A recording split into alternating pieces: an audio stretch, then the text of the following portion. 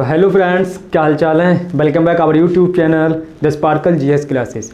तो दोस्तों आज हम पढ़ने वाले हैं फिजिक्स का एक बहुत ही बेहतरीन कॉन्सेप्ट यानी कि सरफेस टेंशन यानी पृष्ठ तनाव के बारे में। आज हम जानेंगे कि पानी की जो बूंदें होती हैं वो गोल क्यों होती हैं और जो छोटे छोटे कीट पतंगे जो पानी की सतह पर भागते हुए हमें दिखाई देते हैं ये पानी में डूब क्यों नहीं जाते हैं या फिर गर्म खाना हमें स्वादिष्ट क्यों लगता है। तो आइए दोस्तों इन सारे डाउट के बारे में आज हम क्लियर कर देते हैं कि ये सारी जो इंसिडेंट होते हैं ये सारी घटनाएं क्यों घटित होती हैं। तो चलते हैं अपने सीधे टाइम बर्बाद ना करते हुए टॉपिक पर। तो दोस्तों आज हम पढ़ने वाले हैं सरफेस टेंशन, हिंदी में बोलूं तो पृष्ठ तनाव। क्या मेरे भाई? जी हाँ बिल्कुल, पृष्ठ तनाव के बारे में बात करने वाले हैं। दोस्तों जो पृथ्वी पर द्रव्य पाया जाता है यानी कि हर एक वो चीज़ जो स्थान घेरती है उसे हम द्रव्य कहते हैं, आप सभी लोग जानते हैं। यानी कि इंग्लिश में मैं बात करूं तो मैटर, तो उसकी एक कैटेगरी होती है जिसको हम द्रव कहते हैं। क्या कहते हैं? द्रव। क्या कहते हैं हम?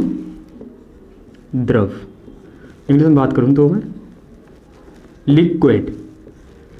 दोस्तों इस लिक्विड की एक खासियत होती है, ये लिक्विड जो होता है, अगर मेनली इस लिक्विड में मैं बात करूं तो पानी, इसकी एक खासियत होती है ये अपने स्वतंत्र पृष्ठ को कम से कम करने का प्रयास करता है। यानी कि इसका जो पृष्ठ है ना, जो हम सरफेस देखते हैं इसका, ये बिल्कुल सिकोड़ना चाहता है, अपने को फैला हुआ है और बिल्कुल सिकोड़ना चाहता है। एक अपने जो सरफेस एरिया इसका जो सरफेस एरिया है उसको बहुत ही कम करना चाहता है। तो इसकी यही प्रॉपर्टी, यही क्वालिटी, इसकी यही खासियत जो होती है, इसी खासियत को हम कहते हैं पृष्ठ तनाव। ऐसा क्यों होता है? तो दोस्तों ऐसा क्यों होता है कि जो पानी की बूंद होती है वो गोल ही होती है। तो दोस्तों अभी जैसा कि मैंने बताया कि जो द्रव है या पानी है वो अपनी स्वतंत्र पृष्ठ जो उसकी सरफेस है उसको कम से कम करने का प्रयास करता है। तो इसका गोल होने का रीज़न तो पहले मैं ये बता दूं क्या होता है कि दिया हुआ कोई भी आयतन है, अगर कोई भी आयतन है या कोई भी ऐसी वस्तु है जो कि स्थान घेरती है, तो उसके लिए सबसे कम पृष्ठीय क्षेत्रफल तभी होगा जब वो अपनी अवस्था को गोलाकार कर लेगी, यानी कि स्फेरिकल फॉर्म में वो अपने आप को कन्वर्ट कर लेगी तभी। यानी कि यूँ कह लीजिए, अगर हम ये कह लें कि किसी भी वस्तु का जो सरफेस एरिया है वो सबसे कम कब होगा, तो सबसे कम तभी होगा जब उसकी जो फॉर्म है वो अपना जो आकार है वो गोलाकार आकृति में कर ले।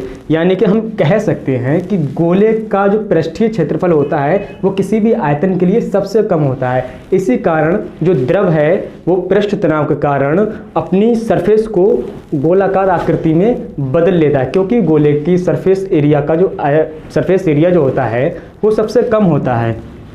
तो दोस्तों जैसे कि अभी बहुत ज़्यादा, जैसे कि सर्दियाँ शुरू हो रही हैं, अभी आप मुझे भी देखते होंगे कि स्वेटर वगैरह पहना हुआ हूँ। तो सर्दियों में अक्सर हम लोग देखते होंगे कि सुबह या शाम या जब ज़्यादा ठंड होती है तो अपन लोग क्या करते हैं कि अपनी बॉडी को इस टाइप से सिकुड़ने का प्रयास करते हैं। और देहात वगैरह आप देखते होंगे कि ताप रहे हैं लोग, तो वो इस टाइप से बैठ के और तापते हैं, ठीक है, हीट एब्जॉर्ब करते हैं। तो इसका कारण क्या होता है? इसका कारण यही होता है कि लोग जो है या फिर अपनी जो बॉडी है अपन लोग इस टाइप से कर लेते हैं। उसका कारण ये है कि अपनी बॉडी को क्या करते हैं, अपने कि जो सरफेस एरिया अपनी बॉडी का उसको कम करने का प्रयास करते हैं, जिसके कारण अपने जब अपना जो सरफेस एरिया है वो कम हो जाएगा तो उतने कम एरिया पर ही ठंड का अनुभव होगा। यानी कि अपने लोग क्या करते हैं कि अपनी बॉडी को एक गोलाकार अवस्था में लाने का प्रयास करते हैं। जी हाँ बिल्कुल, जस्ट लाइक दैट।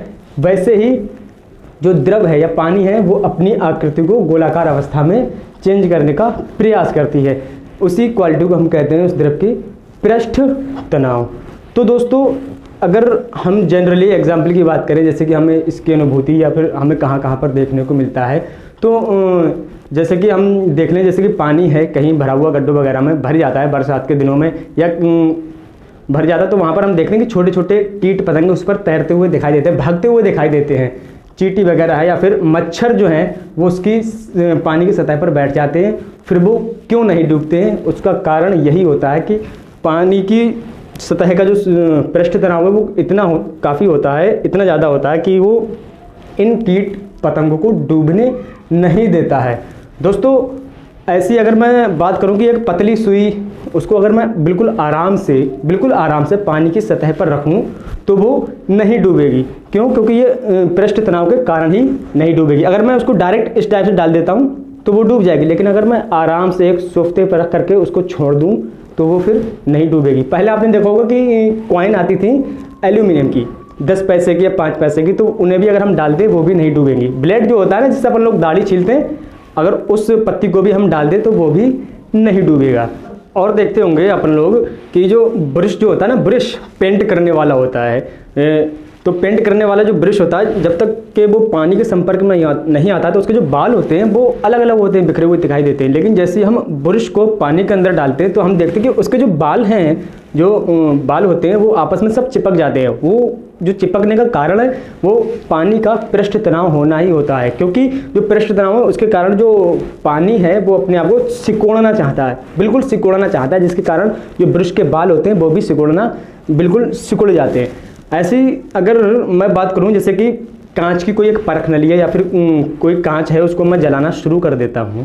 जब मैंने जलाना उसको शुरू कर दिया तो क्या होता है, फिर अगर मैं उसको एक कॉर्नर से जलाना शुरू करता हूं तो वो जैसे ही पिघलना शुरू होगी तो आप देखते होंगे कि उसकी जो बूंदें होती हैं ना, बूंदें जो पिघलता है तो वो पिघलने के बाद एक गोलाकार आकृति का रूप धारण कर लेती हैं। वो जो गोलाकार आकृति का रूप धारण करती हैं वो इसी कारण धारण करती है क्योंकि जब वो पिघलता है तो वो लिक्विड फॉर्म में आता है, और लिक्विड फॉर्म में आने के बाद उसमें क्या पृष्ठ तनाव के कारण वो गोल गोल होना शुरू हो जाती हैं। ऐसे ही देखते हैं जो कंचे जो होते हैं या फिर कांच की जो गोलियां हम बनाते हैं, उसके लिए हम क्या करते हैं, जो कांच को हम पिघला लेते हैं और फिर ऊपर से बिल्कुल फेंकते हैं तो वो गोलाकार आकृति का रूप धारण कर लेती हैं और पानी में गिरने के बाद वो एकदम कठोर हो जाती हैं। तो ये तो रहे कुछ एक एग्जाम्पल जो मैंने आपको बताया। अब हम बात करते हैं इंपॉर्टेंट टॉपिक, यानी कि इसको भाई कुछ प्रभावित करने वाले कारक भी होते हैं। प्रभावित करने वाले कारक का मतलब ये है कि जो पृष्ठ तनाव है क्या हम उसे ख़त्म भी कर सकते हैं या कम कर सकते हैं या कैसे हम बढ़ा सकते हैं। तो इसके ऊपर अपन थोड़ी सी चर्चा कर लेते हैं। चर्चा में सबसे पहले हम बात करते हैं जो पृष्ठ तनाव होता है उसको प्रभावित करने वाले कारकों में नंबर 1 अगर मैं बात करूं तो ताप। दोस्तों अगर मैं पानी का या लिक्विड का टेम्परेचर बढ़ाता हूं, अगर मैं पानी का ताप बढ़ाता हूं तो इस कंडीशन में उसका जो सरफेस टेंशन है ना, उसका जो पृष्ठ तनाव है वो डिक्रीज होता है, कम होता है। वो क्या होता है, डिक्रीज होता है। दूसरा अगर मैं, जी हाँ बिल्कुल, अगर मैं टेम्परेचर बढ़ाता हूँ किसी पानी का तो उसका क्या होता है, पृष्ठ तनाव घटता है। और अगर मैं टेम्परेचर कम करता हूँ, जस्ट बिल्कुल वैसे ही टेम्परेचर कम करता हूँ तो उसका पृष्ठ तनाव जो है बढ़ जाता है और वो छोटी छोटी बूंदों का रूप धारण कर लेती है अगर मैं उसकी बूंदें कर दूँ। दूसरा ये है कि अगर मैं किसी ऐसे घुलनशील अशुद्धि को उस जल में मिला दूं। घुलनशील अशुद्धि का मतलब ये नहीं कि कीचड़ कहीं से ला करके उसमें मिला दी, मीन दैट कि अगर मैं पानी ले रहा हूं तो उसके अंदर कोई ऐसी दूसरा पदार्थ मिला दूं जो उसमें घुल जाए, जैसे कि चीनी घुल जाता है, नमक घुल जाता है, ठीक है। तो उस कंडीशन में भी उसका क्या होता है, पृष्ठ तनाव घट जाता है। घुलनशील अशुद्ध, घुलनशील कोई अन्य पदार्थ अगर मैं मिला देता हूं तो उसका पृष्ठ तनाव घट जाता है।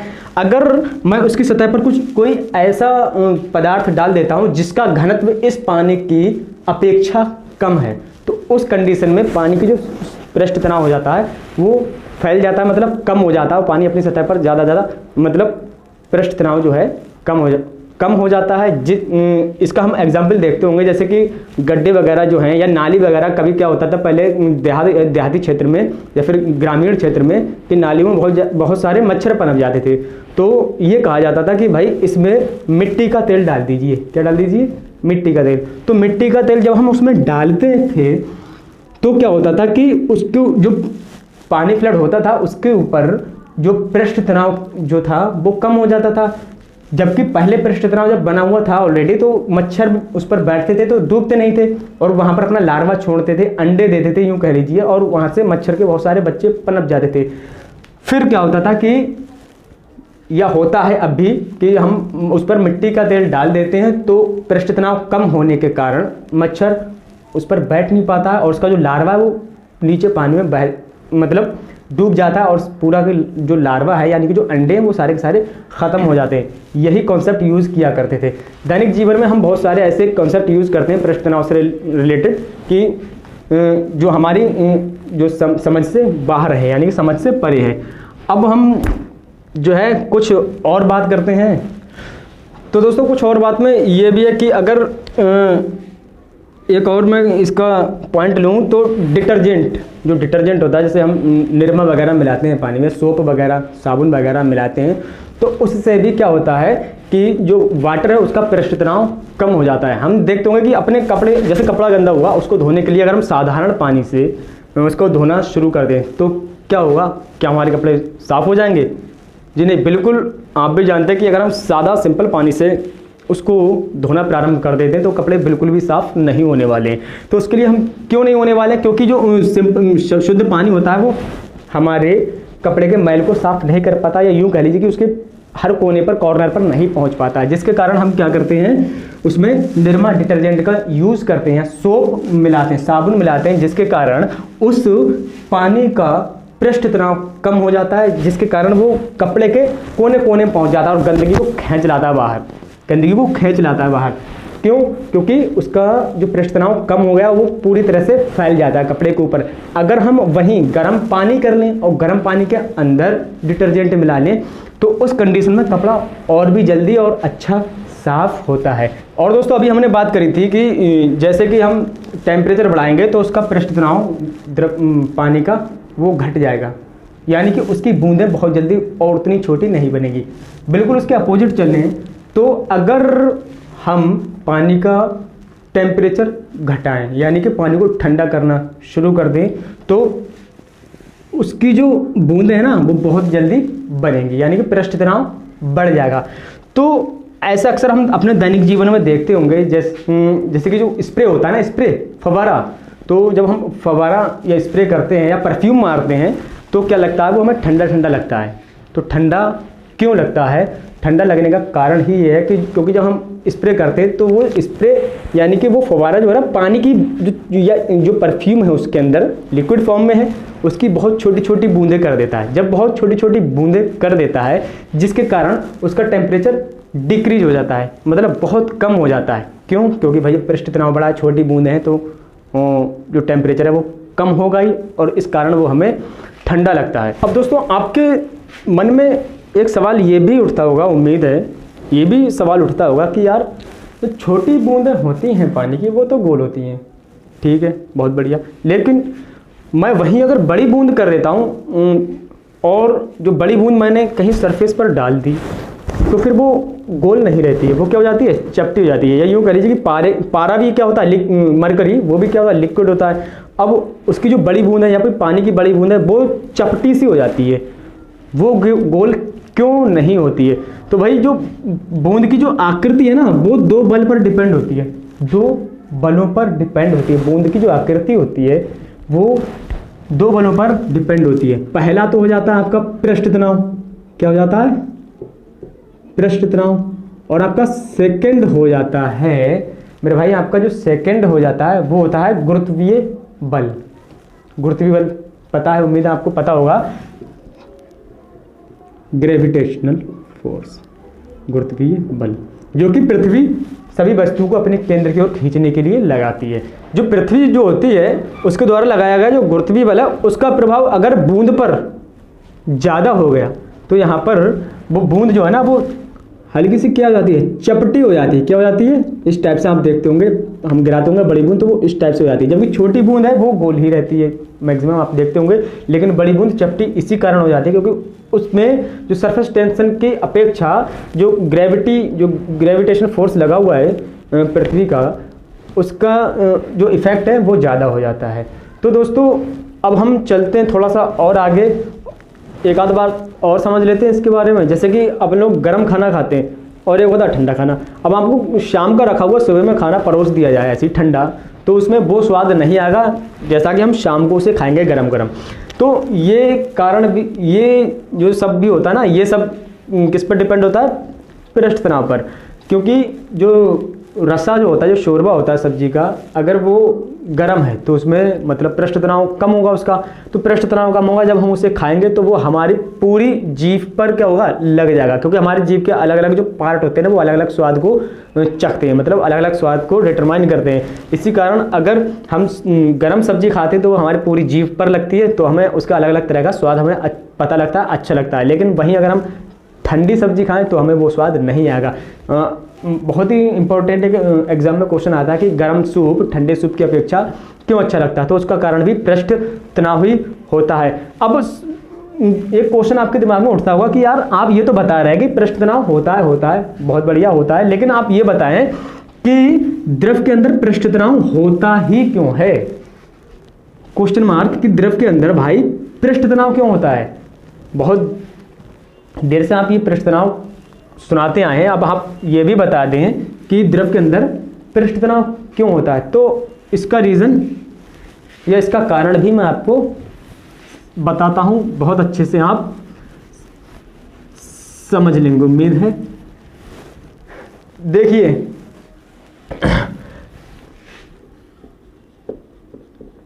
आणविक सिद्धांत, क्या चीज? Molecular theory. इसके अकॉर्डिंग प्रत्येक पदार्थ, इसके अकॉर्डिंग, किसके अकॉर्डिंग? मॉलिक्यूलर थ्योरी के अकॉर्डिंग। पढ़ा होगा, नहीं पढ़ा है तो आप समझ लीजिए कि मॉलिक्यूलर थ्योरी क्या कहती है। मॉलिक्यूलर थ्योरी कहती है कि इसके अकॉर्डिंग कोई भी पदार्थ है ना, वो छोटे छोटे अणुओं से मिलकर बना है। किससे? अणुओं से, यानी कि मॉलिक्यूल्स से मिलकर के बना है। और ये जो मॉलिक्यूल्स है ना, ये आपस में क्या रहते हैं? आकर्षित करते रहते हैं, आपस में आकर्षण बल का अनुभव करते रहते हैं, यानी कि आकर्षित करते रहते हैं। ठीक है, बहुत बढ़िया। अब यहाँ पर बात आती है कौन से आकर्षण बल अनुभव करते हैं। तो भाई जो, अगर मैं बात करूँ कि एक ही पदार्थ के अगर मॉलिक्यूल हैं, एक ही पदार्थ के अणु हैं, उनके बीच में एक बल यानी कि आकर्षण बल, जो भी मैंने बताया, वो आकर्षण बल का अनुभव करते रहते हैं। वही आकर्षण बल क्या कहलाता है? आपका ससंजक बल। क्या कहलाता है? ससंजक बल, कोहेसिव फोर्स। यानी कि एक ही पदार्थ के अणुओं के बीच लगने वाले आकर्षण बल को हम ससंजक बल कहते हैं। अब आती है बात पानी की। अब पानी क्या है? एक पदार्थ है। अब उसके अंदर सभी मॉलिक्यूल्स है, वो आपस में एक आकर्षण बल यानी कि ससंजक बल का अनुभव करते हैं। उसी ससंजक बल के यानी कोहेसिव फोर्स, ससंजक बल के कारण वो आपस में बिल्कुल टाइट हो जाते हैं, मतलब आपस में एक दूसरे को खींचते रहते हैं, खिंचाव लगाते रहते हैं, जिसके कारण जो पानी की जो सतह है ना, वो बिल्कुल कम सरफेस में होना चाहती है। और कम सरफेस होने के लिए सबसे पहले मैं शुरू में ही बता चुका हूँ, सबसे कम सरफेस किसका होता है? अगर किसी एक आयतन ले लूँ तो उस आयतन के लिए सबसे कम सरफेस एरिया जो है वो एक गोले का ही होता है, सबसे ज़्यादा स्क्वायर का या फिर क्यूब का होता है। इसी कारण यानी कि ससंजक बल के कारण ही किसी भी द्रव में या फिर पानी के अंदर पृष्ठ तनाव उत्पन्न होता है ससंजक बल के कारण। एक होता है आसंजक बल। क्या होता है? आसंजक बल। अगर मैं यहाँ पर लिख दूँ आसंजक बल, ससंजक बल को फ्रेंड्स इंग्लिश में कोहेसिव फोर्स कहते हैं, कोहेसिव फोर्स, और आसंजक बल को एडहेसिव फोर्स कहते हैं। ठीक है। अगर दो अलग अलग पदार्थ के अणुओं के बीच मैं बात करूं कौन सा बल लगेगा, तो दो अलग अलग पदार्थ के अणुओं के बीच आसंजक बल कार्य करता है।